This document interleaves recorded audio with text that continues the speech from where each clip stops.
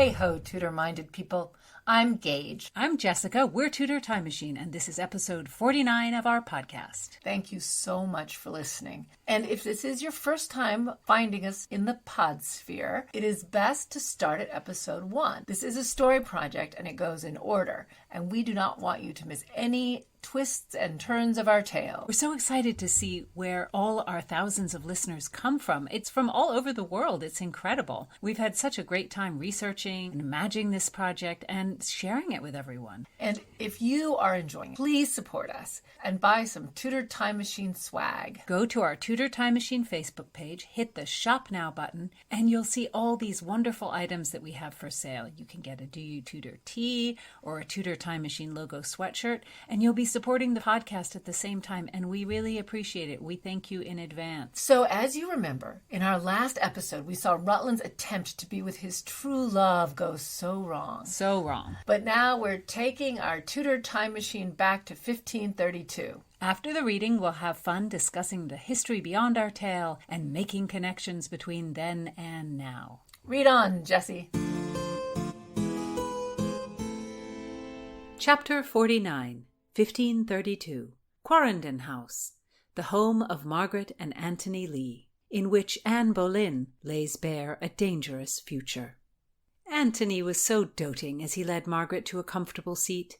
To be home and resting, a fine thing. Margaret had only returned from France and the endless journey to London but a week. Anthony was kissing her hand, and he called to their unborn son, assuring that the Lady Anne Boleyn's visit would please the babe.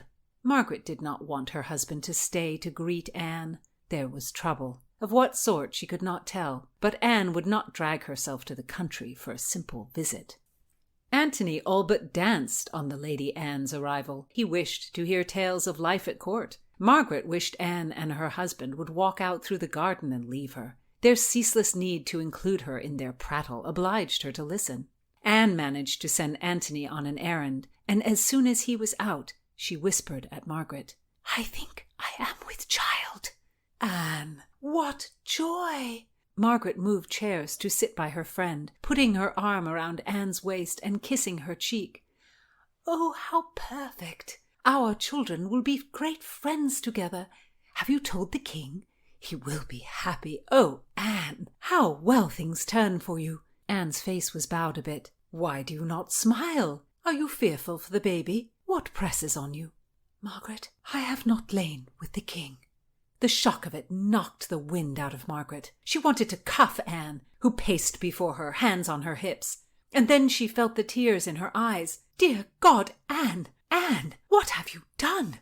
"I wanted to be happy. I wanted someone I chose." "Anne, oh, Anne, how could you give in to such desire? You must leave. We must send you away, back to France." Margaret stood to stop her pacing. "Anne, what do you say?" Margaret, if I tell you, will you still be my dearest friend? It is something that will make you terribly angry." Anne's baby was her brother's. Margaret knew it, and she raised her hands and shoved Anne as hard as she could. Anne fell onto the bench. "Forgive me, oh, Margaret, forgive me." "Get out, you vain whore. I cannot stand you. How could you do this? You will both be dead. My God, you are a wanton beast. I curse you." Anne got to her feet, holding her hands up in self-defense. Dare you, on that night in Calais, the night the king angered you?" Margaret demanded. Anne nodded. Margaret had never seen Anne so cowed. "Do you ladies wish a walk about the garden?" her husband called from the door. "Dear heart," said Margaret, "the Lady Anne and I have much to discuss." He shut the door with a nod. "Flee, Anne." "The French court will not take me. Where will I go? To be a beggar in the street? And Henry will haunt me." "Then you should not have taken my brother to your bed." "Margaret, oh, Margaret, I love him well, and I cannot regret that we were together many nights before we reached London." "Spare me the love-law." "Margaret, in the past, all those times I was with Thomas, I never conceived. I did not think it would happen." "Oh, how absurd! Are you not a woman? Is he not a man? How could you be so reckless? How far past are you?" "Once missed." "Oh, God, that you would fall off your horse, that this would end." Anne began to pace again. Anne, may God forgive me, but it is not too late. You urge a visit to the midwife in Smithfields. There are ways. Potions and pricks and crushing the womb? Anne, I do not know, but I have heard. I have also heard that often it does not work, and the woman is the worse for it. I am afraid to die that way. Margaret rubbed her hands. Anne, how could you have been so rash, and to carry on and on when Henry is bent on having you as queen? I care not. I care no longer. Henry is a fool, a childish, spoiled tyrant, a vain and tempestuous braggart, a lout. What righteous words for one who has no claim to them. Henry is your brother's lesser in every way. I fooled myself to think otherwise. I hate Henry's desperation, his drooling desire, his violent temper. I think that I shall tell Henry. Tell him I love your brother. That is the most foolish suggestion I have ever heard. You cannot mean it. It is out of the question. The king will kill you both before blinking. The thought of his rage scares me. Anne, he spent years to be rid of Queen Catherine for you. You would glide up to him with this news and expect him to be mild? He will kill you where you stand as you utter the words, and more, he will kill Thomas. What a rational universe were it free from love. Dear God, what to do? There is only one thing, Anne. Listen to me. You must lie with Henry. Nay, I do not want to. I only want your brother. Well, you will die instead, and take my brother with you. Stop, Margaret. Even if I lie with the king, he will know it was not his. How? Henry and Thomas are men similar in colour and stature. She saw Anne consider, and then a curled lip of disgust crossed Anne's face. It is your own fault, barked Margaret, but you must do it. You will not lead my brother to slaughter. Indeed, lie with the king, moan a bit, think of my brother, or the beauty of Adonis, I care not. Do not make a face, Anne. Tonight, as soon as possible, have done with it. This is my thinking. Put a little chicken blood on the sheets. Henry will be too proud to ever question your honesty. Anne rubbed her temples, wincing at the thought. Henry would fall for such a ruse. And a few weeks hence, announce you are with child. Margaret, I have sent Henry away from my bed even as he moaned and poured. I have resisted gifts, titles. I have locked the door for 7 long years. What will I tell him? That you must give in. He will not question your change of heart. He will congratulate himself, and he will crow at your being with child so quickly, and never doubt that the babe is his. And if Thomas's child will be a Tudor? So be it. It will not be the first time a commoner has become royalty. Bed the king, pass the child off. Henry will thrill to think himself so potent. He will never doubt, but only hurry a marriage. What choice is before me? You know I could not bring your brother harm. Oh, I have never been unfaithful to the king. He was neither my lover nor my husband. So how can I be accused of cuckolding him? If I bed and marry him, I will be bound to be faithful. Thomas will be lost to me. And that is the end on it. Marry the king. Have done with Thomas. Save him. I will come to court as soon as I am able. I will help you bear the burden. Margaret clasped the overwrought Anne in her arms. The last time we saw Anne and Margaret, they were in Calais. This chapter takes place after the king's return to London. Henry and his entourage took their time returning from their trip to the continent. Anne and Henry left for Calais in early October, but they didn't return to London until the end of November because bad weather kept them all in Calais for weeks, and then they made a few stops on the way back at Leeds Castle, at Stone, and at Eltham Castle. When they got back to London, Henry took Anne to see his treasure chamber at the Tower of London, and he said, "Pick out a few things, hun."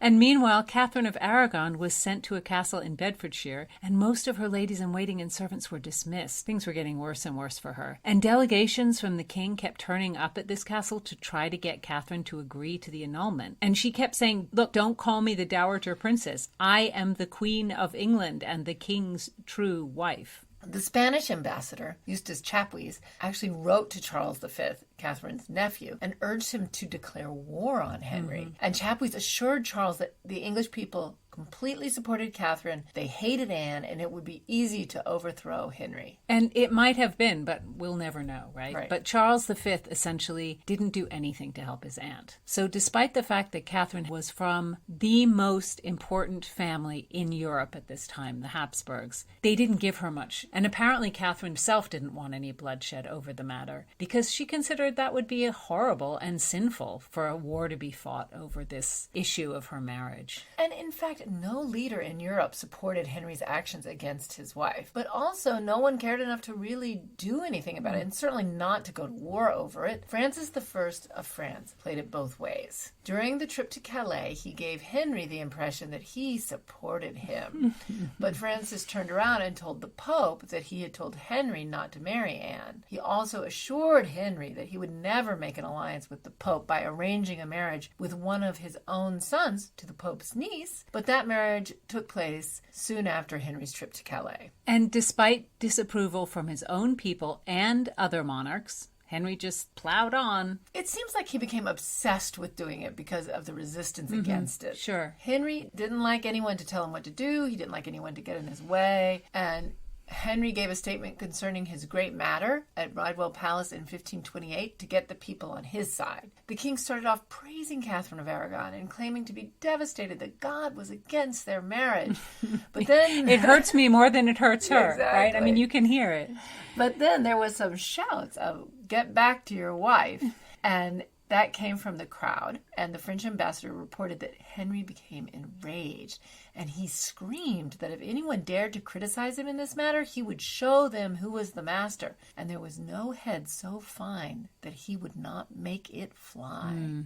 Yeah. That's terrible. And Anne was probably cheering him from the sidelines, never suspecting that in a few short years, that royal temper, that royal stubbornness would be turned on her. Given that Princess Elizabeth was born on September 7th, 1533, Anne must have gotten pregnant in late November or early December. In the long 7 years of their premarital relationship, when did Anne and Henry start sleeping together? In our reading, we solve the issue in a historical fiction, secret history way. And though, of course, we're not saying this is what happened, that Elizabeth's father was not Henry VIII, it is possible, given the murkiness around Anne and Henry's sex life. There was lots of gossip about Elizabeth not being Henry's. Princess Mary questioned Elizabeth's paternity and even suggested Elizabeth looked like Mark Smeaton. And of course, she chose Mark Smeaton of all the men who were killed with Anne Boleyn because that would both make Anne an adulteress and disgraceful in how she had chosen someone so far beneath her. Yes. There's so many times when people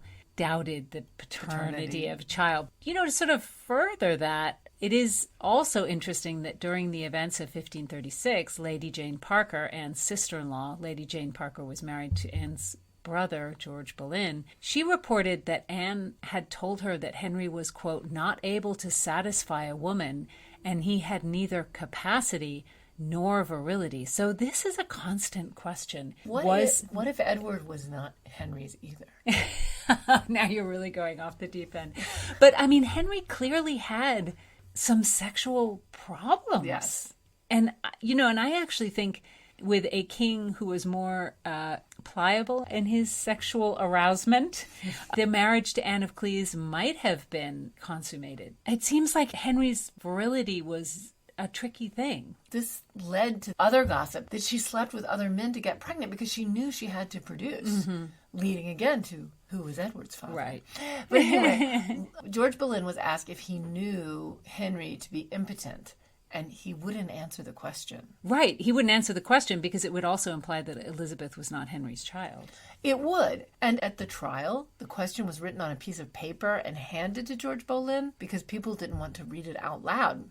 I remember reading that George Boleyn actually he himself read it out loud to the court and then basically said no comment. What anyone said or did not say in 1536 is prejudicial to one side or the other, so we can't take it too seriously. Sure, I mean, so many rumors and clearly blatant lies, and it's very hard for us to sort it all out 400 years later. Henry was very defensive about his ability to have sex and produce heirs. And to produce heirs. But not just that. I mean, he kept saying to people, am I not a man like other men? He had an issue with this. And the rumors, those kind of rumors naturally swirled around all the time about paternity because, of course, you couldn't do a paternity test or anything. In Henry's case, they were even more prevalent because of this sort of knowledge at court that he had some sexual dysfunction.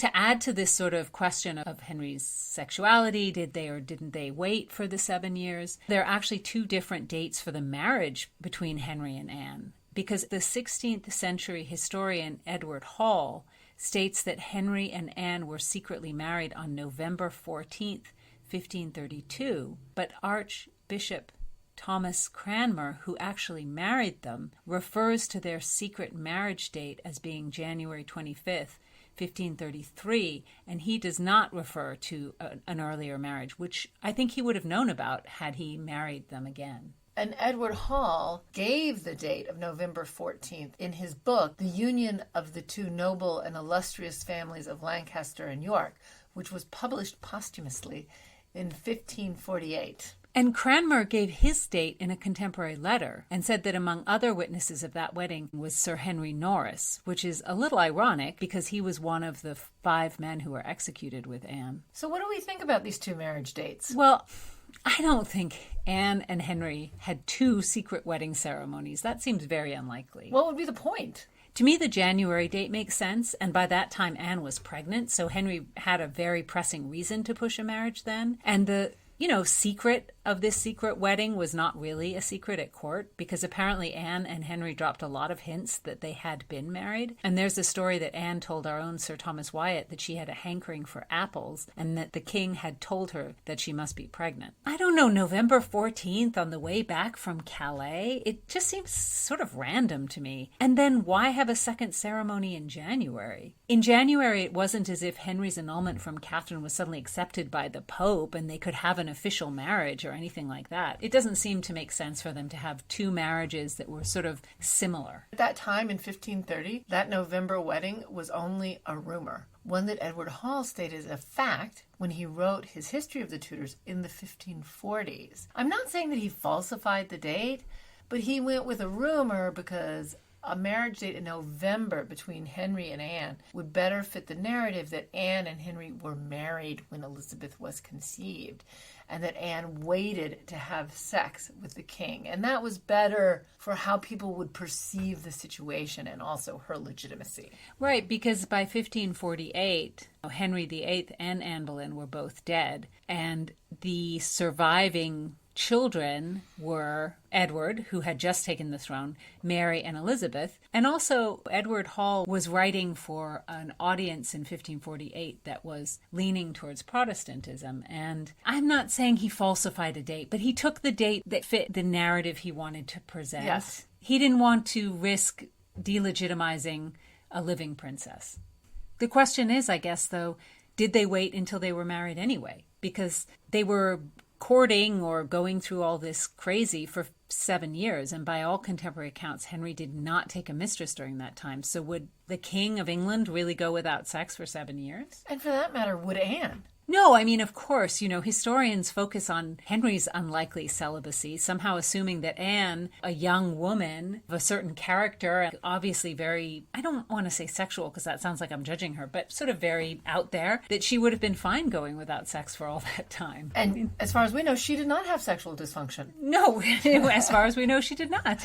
To that point, the Spanish ambassador reported a big fight between Henry and Anne in 1529, where supposedly she told the king, "I have been waiting long. In the meanwhile, have contracted some advantageous marriage, out of which I might have had issue, which is the greatest consolation in this world. But alas, farewell to my time and youth spent to no purpose at all." Anne had a point. She wasn't getting any younger either. Apparently she wanted children. Of course she did, because at that time, that was what women were supposed to achieve. Antonia Fraser suggests that Anne and Henry were having sex, but practicing coitus interruptus. For 7 years, and she never accidentally got pregnant? It seems impossible, but considering Henry... Also, didn't the church at that time actually prohibit any sexual practices that inhibited procreation? Henry thought God was punishing him for marrying his brother's wife because it said you shouldn't do that in Leviticus, wouldn't he worry that God would kill him for, quote, emitting his seed?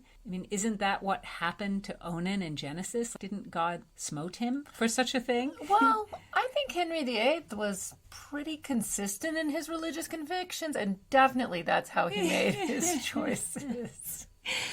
Oh, dear. Henry believed what suited him at the moment, like all of us. No, I know. And of course, this is not an issue that only we think about historically looking back, because the sex life of a king was a national issue because of getting children and who was in favor and all these other things.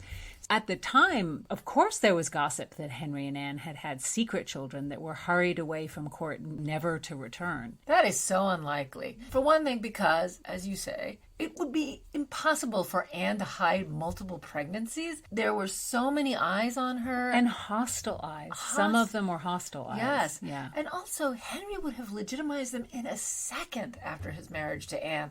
He needed as many heirs as he could possibly get. As we said, Francis had 7 kids and ended up with 1. And this idea that you could legitimize heirs after a marriage and that they would then be accepted as legitimate, that had a precedent. I mean, that had happened in the times of other kings. And Henry was always making people legitimate and illegitimate and legitimate. Well, Antonia Fraser's scenario is that it was Henry, not Anne, who wanted to wait to have full sex until they were married because he was so desperate for a legitimate heir. That would mean that from the beginning of his infatuation with her, Henry was set on marrying her, not having her be a mistress or a fling. He was going to make her his wife because he was just that kind of guy. And get an annulment from Catherine of Aragon. I mean, he had an existing wife.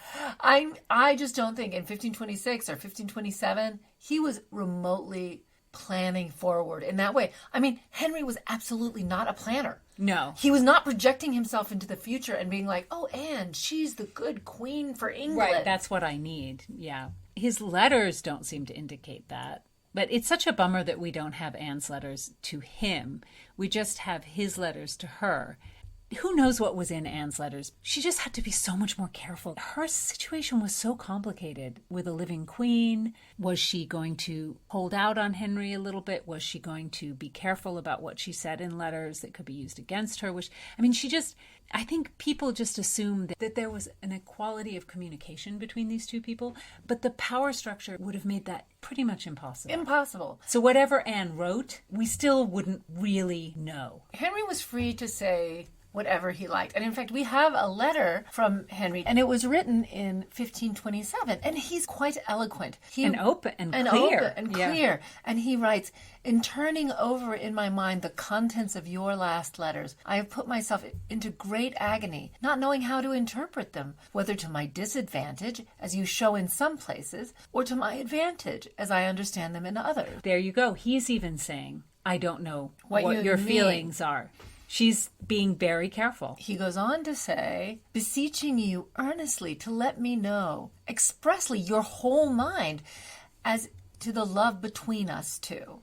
It is absolutely necessary for me to obtain this answer, having been for above a whole year stricken with the dart of love, and not yet sure whether I shall fail of finding a place in your heart and affection. Which last point has prevented me for some time past calling you my mistress, because if you only love me with an ordinary love, that name is not suitable for you, because it denotes a singular love which is far from common. But if you please to do the office of a true loyal mistress and friend, and to give up yourself body and heart to me, which sounds like he's already willing to give up his body and his heart, so I think supports that she's the one who's holding out, who will be and have been your most loyal servant, if your rigor does not forbid me, I promise you that not only the name shall be given you, but also that I will take you for mine only mistress, casting off all others besides you out of my thoughts and affections, and serve only you. I beseech you to give an entire answer to this my rude letter, that I may know on what and how far I may depend. And if it does not please you to answer me in writing, appoint some place where I may have it by word of mouth, and I will go thither with all my heart. No more, for fear of tiring you. Written by the hand of him who would willingly remain yours, H.R. So, one, it's clear he is asking her to be his mistress. There's no talk of marriage yet. And two, reading between the lines of this letter, we can see that Anne is not being clear with him. She's protecting herself because he's begging her in this letter in many different ways. He says, tell me what's going on. Tell me your heart. Tell me your mind. Tell me where I stand. It's clear that she's understandably protecting herself, but leading him on a bit, not repelling him. Maybe some historians in the past have interpreted that side of Anne as cunning, toying with him because she was a calculating and unkind person, instead of the fact that she was in an almost impossible situation and she wasn't sure what she should do. She was treading water. Yes. She was waiting to see how it was all going to go. And clearly he's trying to persuade her that he is so singular of heart and mind that he will make her his mistress, not his wife. And he's so singular of heart and mind until he doesn't feel like being like that anymore. She's the one who has a lot to lose. He has nothing to lose. He has nothing. He's nothing at stake? No, he's nothing at stake, except that he wants to have sex with her, which is fine. It really burned in his heart. He wanted that. But in terms of the repercussions of that, he has nothing at stake. He makes a point of saying that he has been in love with her for a whole year, implying that she has been keeping him at a distance all that time. I don't think we can judge anything about Anne's feelings about Henry, because for ordinary people to just say, hey, I'm just not that into you, that is hard in the most average situation. But we have no idea. Maybe she thought it was exciting, but she was like, I gotta watch out. Myself. Yeah. We don't know. No, I think it's much harder to judge whether Anne was really in love with Henry. Clearly, from this letter, he really wants her, and he really believes at that moment that he's in love with her. Of course, the romanticized version is that theirs was a great, sexy, passionate love that consumed them both. A la TV shows like the Tudors version. Exactly, but we don't have Anne's side of the events. And given the time period and her position as such a subordinate to the king, it's absolutely impossible, unless we could go back in time and interview her, to know what she really felt. Personally, I sense that her restraint, her calculation, and I don't mean that in a bad way, I understand why she had to be calculated, they indicate to me that she was not swept off her feet, not passionately in love with Henry. Because if she had been, I think she would have accepted his offer to make her his mistress. She would have accepted his love immediately. She would have been as borne away as him. And he's saying, it's okay to give yourself to me. I will catch you. And she would have been like, okay, I'm going to jump. Because people who are passionately in love don't usually play the long game. No. Do you know what I mean? When Mary was in love with Charles Brandon, they knew it would piss off Henry. But they did it anyway. And Mary, Queen of Scots, knew it would piss off Elizabeth to marry Darnley, but she was madly in love with him, and she did it anyway, and then she lived to regret it. Yeah. But Anne is not jumping, even though this man who has all the power and all the money and all the riches is saying, if you jump into my arms, I will catch you and you'll get stuff out of it. I don't get the sense that she's burning with the kind of love or lust or desire that he's burning with. As a woman at court, if Henry turned his eye on you, it would be impossible to reject him. Sure. I mean, the only choice was to leave court entirely or to go along with it. I can't imagine that someone of Anne's sophistication didn't see through Henry to a certain extent, didn't see that he was not the kind of person he projected himself being, that he was not a true Renaissance man of letters, a true warrior, an athletic giant, a wise statesman. Henry's father was a warrior. As far as I know, Henry didn't have some great skill on the battlefield. I'm sure he was a good musician, but we've shared with you guys some of his songs and they're pretty bad. He's a statesman who seems to give a lot of power to people and then get mad at them and take it away. And he's too unsteady and he's too needy to be a great ruler. There are benefits to be chosen by the king. Briefly, she has quite a bit of influence, which I think is probably what she was after. It was also extremely precarious because when he's done with you, that is it. No, all the power is in his hands. And I am so sure Anne saw that. Henry liked a feisty mistress, but he did not like a feisty wife. The chase was compelling, but once he got Anne, he wanted her subdued and compliant, which in fact she never was. She was the same person.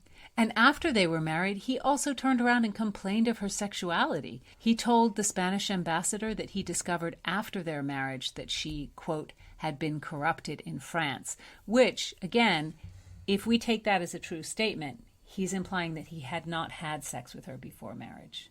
Let us know on our Tudor Time Machine Facebook page or on Tudor Time Machine Twitter. Do you think Anne was in love with Henry or not? And do you think she might have had a friend like Lady Margaret who would have helped her? Or do you think her friends would have turned her in? So you'll have to write us like a little essay. A lot of things. And do you think she was pregnant when she married him or not? Because we do know that Anne and Henry were married, and Anne gave birth to Elizabeth, but we will never know exactly how it all happened. And we're not conspiracy theorists. Not at all.